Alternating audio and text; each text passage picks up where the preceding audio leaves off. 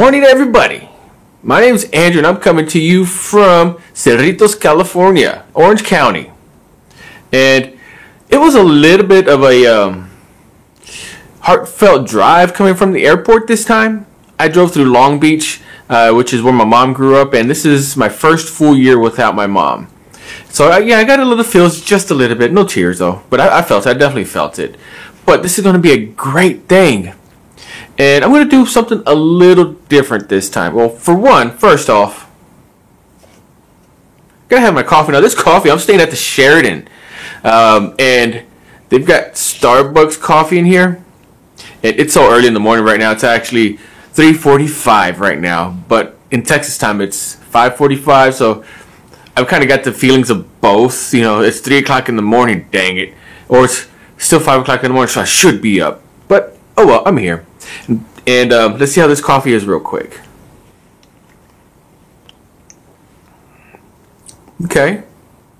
By far, Sheraton Cerritos, California has the best coffee that they keep in the room than any other hotel I've been to. It's great coffee. Then again, I like Starbucks. Not better than McDonald's coffee, but I do like Starbucks. Okay, so you tired of hearing about the elections? Me too. So let's not talk about them. I'm not even going to talk about the guy named Dallas Jones that was arrested in, ironically, Dallas, Texas for voter fraud, who was also one of Joe Biden's campaign managers. So we're not going to talk about that. What I do want to talk about is stuff that you're not hearing about. In English papers, London, London, England, and other papers around the country, they are posting articles that are pandemic related, but not COVID. Pandemic, but not COVID related. They are expecting, because the flu to come up in a vengeance. Because they say that the flu doesn't come, that the flu cycles in 30-year cycles as far as severity. And every 30 years, there's a huge severity issue that happens, and the flu just takes a lot of people out. The 1918 flu was one of those.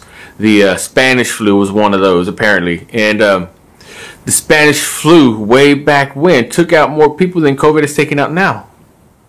So they're expecting a big surge in what's going on with that. We've got the coronavirus going on. Has anyone in the United States got the flu yet? Or has everyone who had the flu been diagnosed positive with coronavirus? Has anyone had a common cold? I mean, every time I sneeze, I'm scared. I'm afraid. I got it.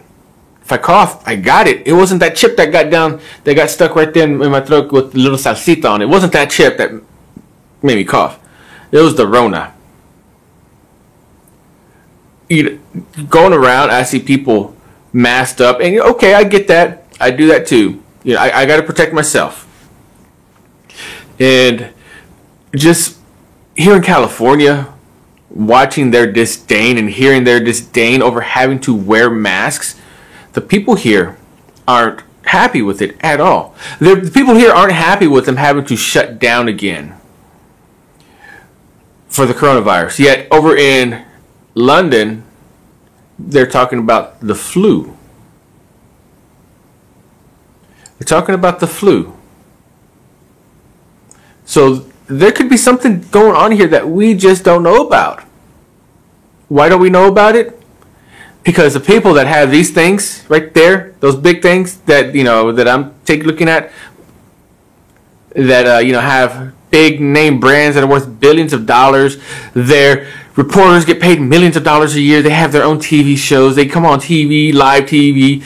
They get staffers, as opposed to just a guy like me who's doing this in his spare time with no pay. But those media guys, they put out there what they want you to hear. They put out there what they want them to hear, not what you hear. And they're good at it. They're good at it because they have done this analysis, the math and algorithms, and then carry the one, all that good stuff. They're good at that. professionals, the best in the world. So they serve up to you what is going to make them the most money. A little bit how digital marketing works, which that's what most of this is nowadays, is whichever gets the most clicks, gets the most likes or whatnot, is potentially the biggest source of income for them. These media outlets, they sell advertisement space, whether that's advertisement on their website or advertisement in one of their shows. Look at Tucker Carlson, though. Has one of the highest rated shows, highest viewed shows in the country right now. Yet the only advertiser he can get is the Magic Pillow guy. You get all these other left-wing, left-sided, left-leaning analysts, media reporters that have bukus of advertisement, but yet Tucker Carlson has the biggest, highest rating show out there right now, and he gets the pillow guy. He can't get people to buy his ads because he's right-winged. And the big-time media doesn't want them to get involved. Now, I'm over here in California, and that's where a lot of the at least social media networks are, or a little further up north of what I am right now. But one thing I can say, as blue as I thought I would feel when I got off the plane, it hasn't been. I have no doubtly run into it, because you can kind of tell. You can kind of tell just by listening to people talk, their political beliefs. Some are moderate, some are right, some are left. At least it's something that I've learned how to do.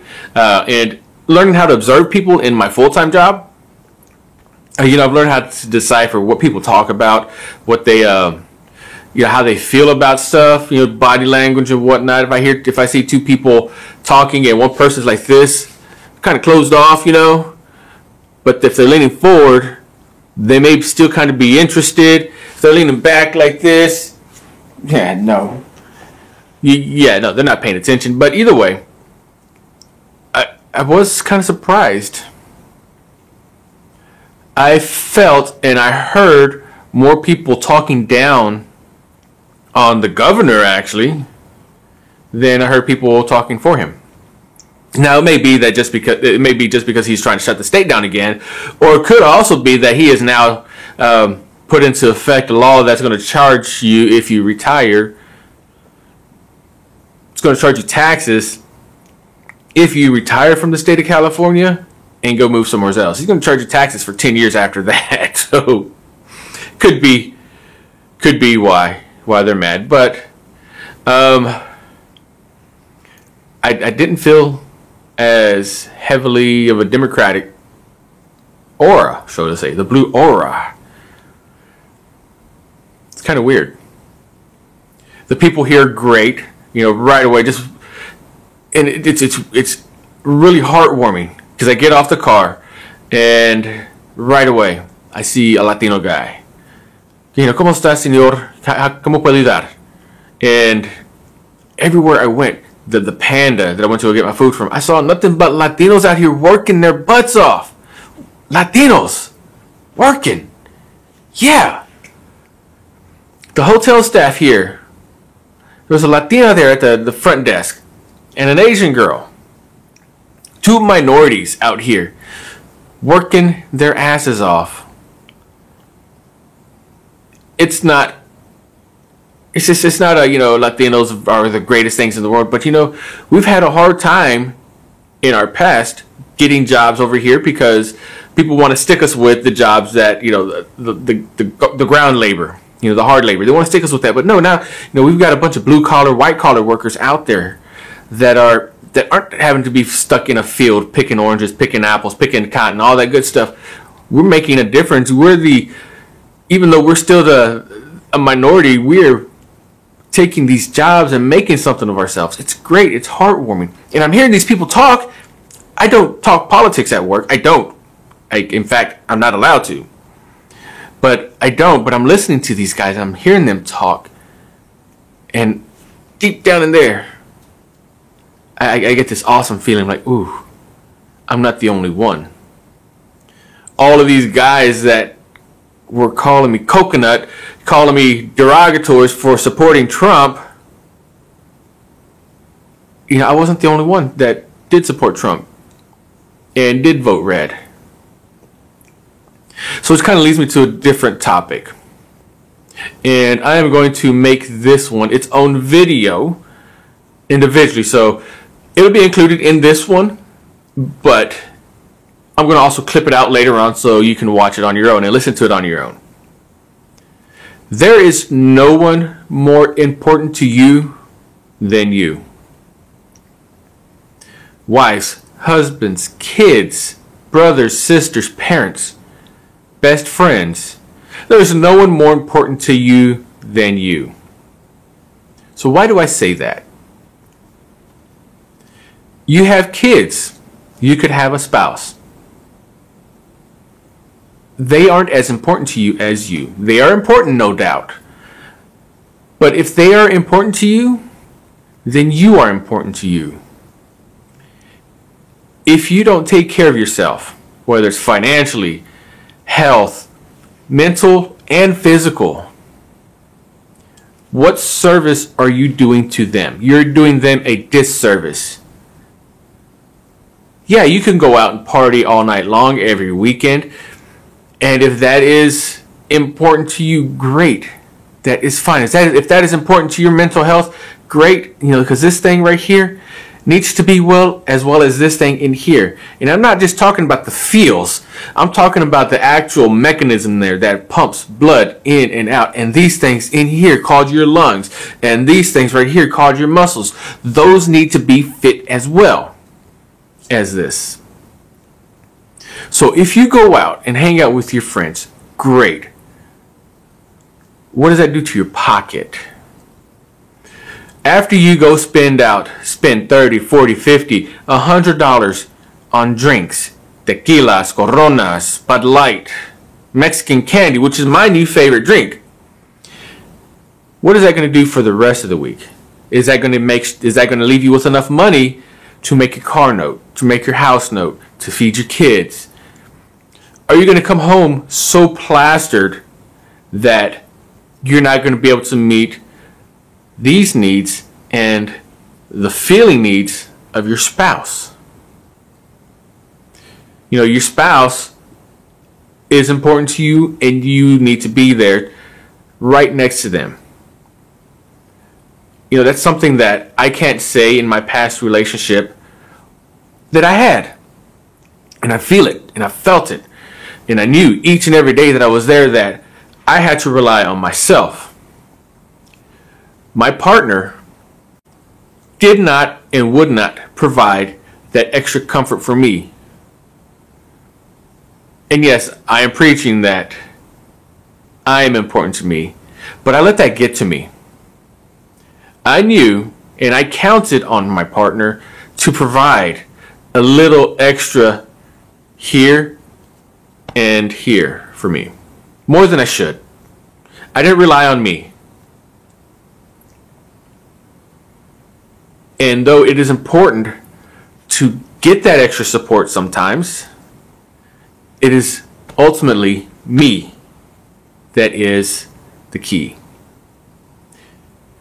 I see it every day in my job, and it's the same across the country, whether you're in Florida or Washington or California, Texas, New York, Chicago, everywhere. It is the same everywhere. I like this car. It's pretty. I love the color. That red just pops in the sun. It's a $40,000 car. I think I can make it, and I'll have $5 at the end of each month to spare after I pay all my bills. What happens if something happens to you? What's going to happen to that car? All of a sudden, that car that you used to take your children to school, take your children to practice, take your spouse to their monthly treatments, is on the board to be repoed. Because you didn't take care of yourself financially enough to have that little extra that you can put away.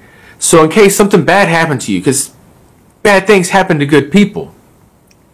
So you are the most important person to you. How much is your house note every month? How much is your rent, your mortgage? Is it so much that you have to put things aside that you would normally get, that you would normally want, just to be able to afford it and have the $10 extra at the end of the month after you pay your bills and buy your food? Is that living? Or is your house maybe just a little bit smaller than you originally wanted, but it fits everybody comfortably? You just don't have that extra fifth bedroom that you can turn into your cricket room, where you can make all your crafts and do your work that you bought all this machine for, but you use twice in 6 months. Is that your house? Or is it big enough to fit everybody comfortably? Everybody has a room. Maybe the kids share a room. The light bill isn't so high because you don't have to cool off as much of a house, but you've got everything comfortable. Now what you can do is you have that little extra security blanket. It helps to take care of you up here. You know, this thing and this thing. Because no one is more important to you than you. Did you let some random dude move in with you and eat up your food in your refrigerator, eat up your electricity, use your water, has no job, has no motivation, but he's an entrepreneur, quote unquote, big air quotes, he's an entrepreneur, he's going to make something of himself, but he doesn't have a job right now. He's been sitting on the couch for 6 months, waiting on starting his own painting business, his own art business, his music, his rap, his videography, whatever. You're supporting him. That's taken away up from you up here and here. You're going to see this man that could quite possibly be on the road, be on the path he needs to be successful. He just needs that one tiny little bit of a door open up for him. And he's there. I know it takes hustle sometimes. But having a random dude just move in, not having a real job, not having a path, no real path, that affects you here, not just here. I've seen it time and time again. Women in specific, they let these men in and they're all in love with them. After a while of them not doing anything, they fall out of love with them. And what could have been a beautiful relationship just goes away because moved too quick and let somebody in too quick, and it hurt you here and here. You are the most important to yourself. Your kids are very important. But if you can't protect your kids, what good are you?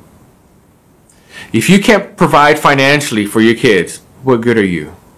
If you can't provide emotional support, if you can't feed them, you can't take them to practice, what good are you? If you are so out of shape, if you don't take care of yourself physically and you can't keep up with your kids, what good are you? And I'm not talking about the people that have had something happen, an accident. These are people who choose that lifestyle and choose not to make something better of themselves and choose to do harm to themselves physically, whether that's through the foods they eat or through the non-exercise, being lazy. They can't move around and help support their kids mentally and physically. What good are you? Take care of yourselves, people, both here and here. Even if you don't have kids, even if you don't have a spouse, you at that point in time become your own spouse. And you have to provide for yourself here and here because you are the most important person to you. So, that was a little deep, I know. Let's wrap this up. So, that was a little deep, I know. And really and truly, that was kind of off the cuff. Didn't practice that at all. I think that was kind of good. So let's talk about a little news right now. And because I've got a different setup, I can't look down at my laptop because the table is set up kind of weird over here in this hotel room. So I'm just reading it off my phone. I've got like 5 phones, just so you know. 3, really. But here's something that's kind of positive. I don't know the validity of this yet. I do know that I take this medicine. Sometimes, not all the time. But there was a clinic in Cleveland that published in PLOS Biology a novel artificial intelligence platform developed to identify possible drugs for COVID-19. So PLOS is an AI platform that's used to identify possible drugs.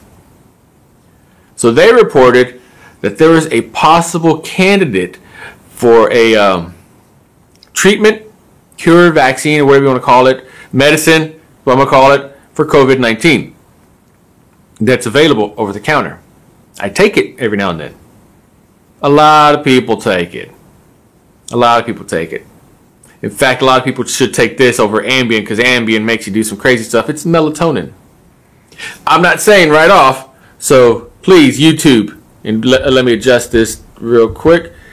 YouTube, please don't take this down because I'm not saying that it works. I'm not saying that it's suggested to work. I'm just saying that an article was published out there that melatonin could possibly be a treatment for the coronavirus. Wouldn't that be awesome? That would be freaking great. Melatonin. It's cheap, like $5 a bottle. You can go get it at Sam's for like one of those big balls that's like this big for 10. I had to sneak one in there. But the point is, I think there's more stuff out there that can treat this than we know about. I've always been an advocate for, and it sounds weird because you've heard some of my past videos, I've always been an advocate for pharmaceuticals. But big pharma is a different thing. Pharmaceuticals that are true to their core means that they're going to treat the illness, not just the symptoms. They want to cure the illness at the risk of losing their own customers. Because if they cure the illness, they lose their customer. But they did their job. I'm good with that. I'm not good with these companies that charge $500 for a little vial that big that I can get from Walmart for $25. I'm not okay with that. Same thing, same medicine. They do the same thing. One costs $500, one costs $25. I'm not okay with that.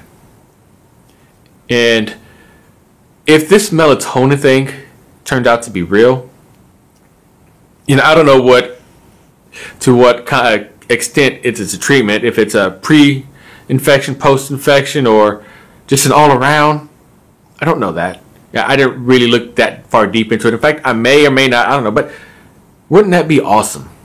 That would be just freaking awesome. You got all these companies racing Project Warp Speed. You got Pfizer that says, "Oh, we didn't accept a pledge of 1.9 billion from Donald Trump for his Project Warp Speed." Then you have Moderna that just came out with something that said theirs might be up to, and theirs doesn't require freezing. Pinchy melatonin. The stuff that helps you sleep. So I guess I could say, if you want to prevent coronavirus, go to sleep. Take a nap. Another segment I want to add to here. I'm going to start to try to do this each episode. So this is good deed, which is more than a good deed in this case, actually. After learning a single dad struggled with confinement and kids in high-rise, couple lets them use their beach home. And again, I'm reading off my phone, and pardon my camera for drifting on me. I didn't notice it was drifting that much. Woo! come up, come up. Yeah, I'm going to leave this in there. But as has been the case for families all around the globe, the past few months have been stressful for the Smiths, to say the least. Sam Smith is a single father to a 6-year-old and 3-year-old. And since lockdown began in England, the family has been largely confined to their one-bed apartment on the 15th floor of a high-rise in East London. It's not a very big apartment, just 12 steps from one side to the main room to the other side. And with local parks closed, sometimes Sam and the kids have been stuck in for 23 hours a day. Now, a couple let them use their beach house. And I'll get to that. I didn't want to read the whole article because they sometimes get to embellish it a bit. But the point is, somebody let them use their beach house. Instead of being stuck, this father, 2 kids, was stuck in a 1-bedroom apartment, 12 steps across, 23 hours a day. I mean, God, what'd they go do? They had to go walk themselves? Go put themselves on a leash to walk themselves, to pretend like they had to go out? I mean, I've seen people in prison get more outside time than that. But this person did a good deed out of the kindness of the heart, because they didn't have to. Didn't have to let them stay in their beach house. I mean, a beach house is generally kind of fancy.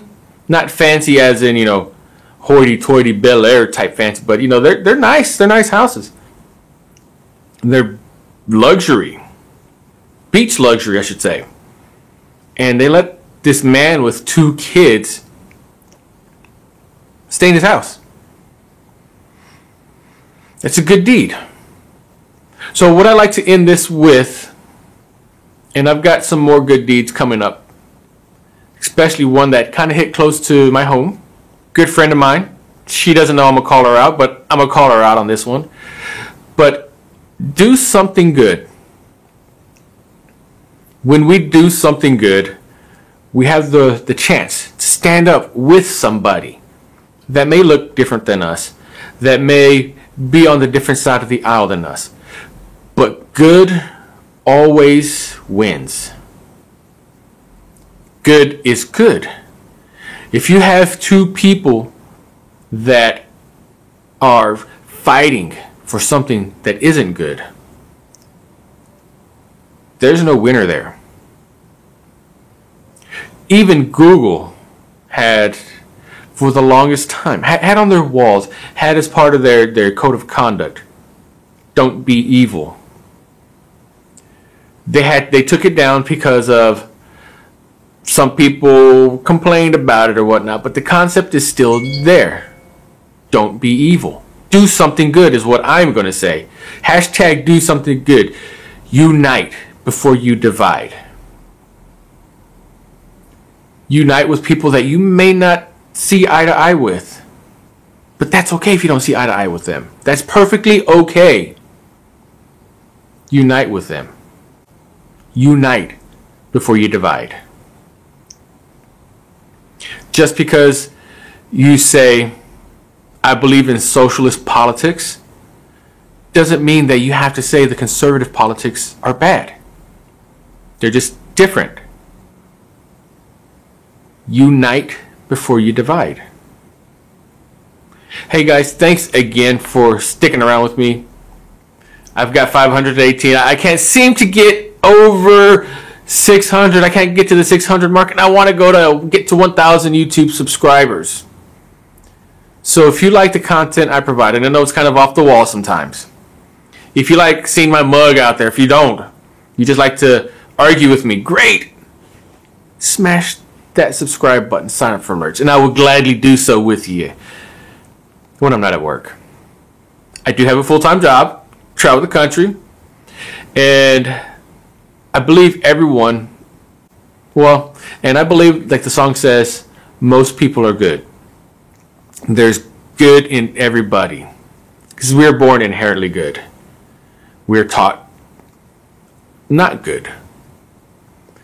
I've got friends all over the country we don't see eye to eye on stuff, but those are great people. I would pick up what I'm doing right now to go help them if they needed it. If they absolutely needed it, I would pick up wherever I am and help them, or do something to help them out. Because I believe most people are good. And I believe in unity. Even though we don't see eye to eye on stuff, even though there's some friends that I have that I've never met with in person, our meeting has been just over a Facebook Messenger call.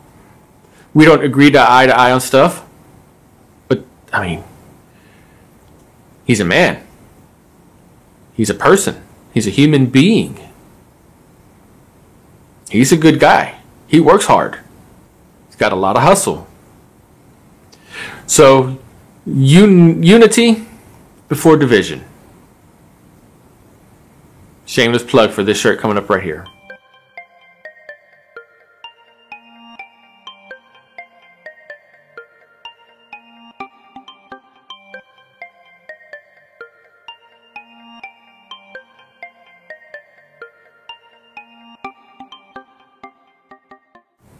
Guys, again, thank you for joining with me and sticking around. Like, share, do all that stuff. If you feel like supporting me, one of the best ways you can do is by hitting that subscribe button, helping me to get to over 1,000 subscribers. If you want to chip in a little bit to help me make sure I keep my camera equipment good, like this one right here doesn't want to stay still, I've got my Cash App, $ Latino Conservative. Go share, subscribe to this page. Love y'all. Y'all take care.